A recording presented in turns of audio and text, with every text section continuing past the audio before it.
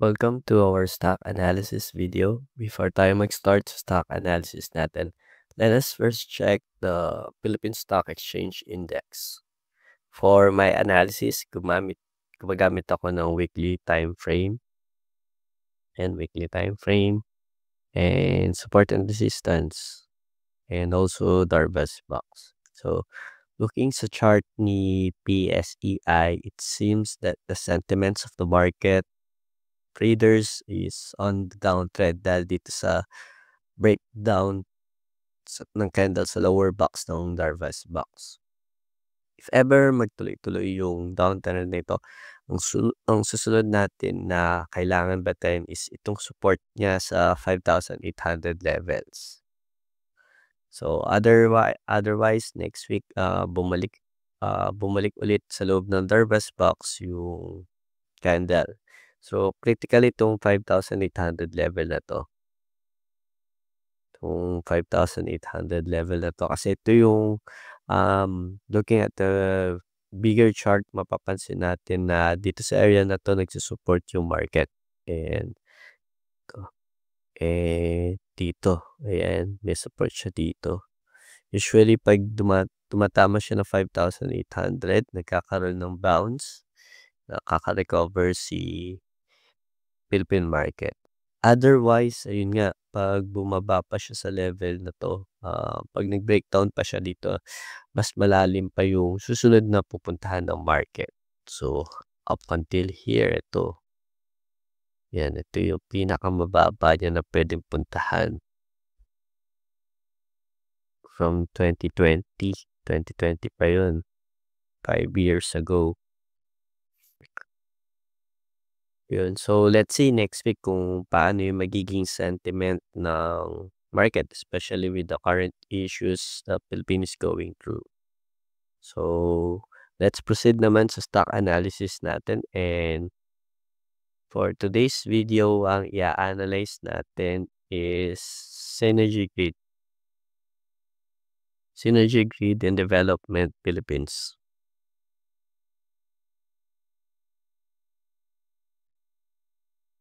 And is SGP or Synergy Grid or simply SGP is one of the outlier stocks of the Philippine market as of the moment.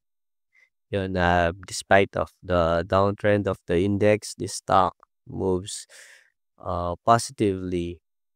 And nag-start yung momentum ni SGB nung na-breakout na itong platted Darvas box natin. Ito, itong week na to, 11th of August.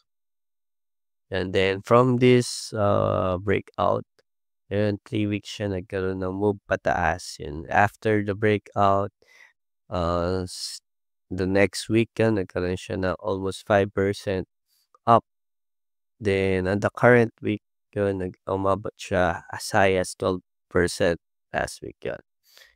And if magtuloy-tuloy pa yung uptrend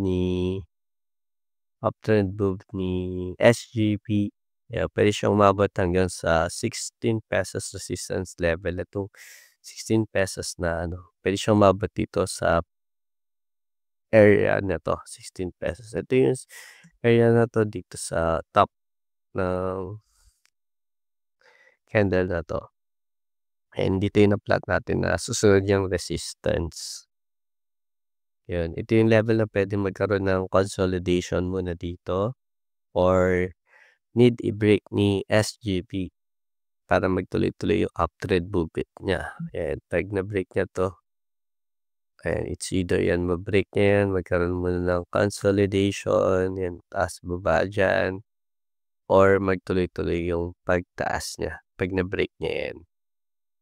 So, another important level na need to watch out natin with SGP is itong 14 pesos level. Itong 14 pesos level. Ito yung recently na na-break ni SGP na which now could now act as support and resistance turns to support yan.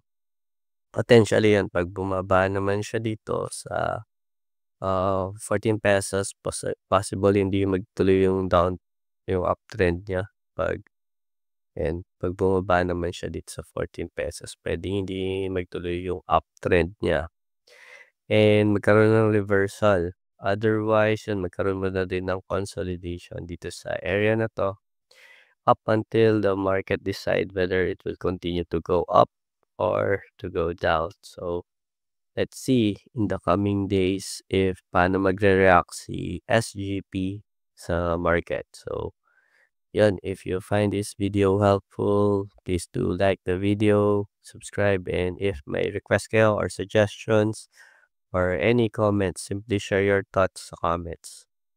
See you in the next video.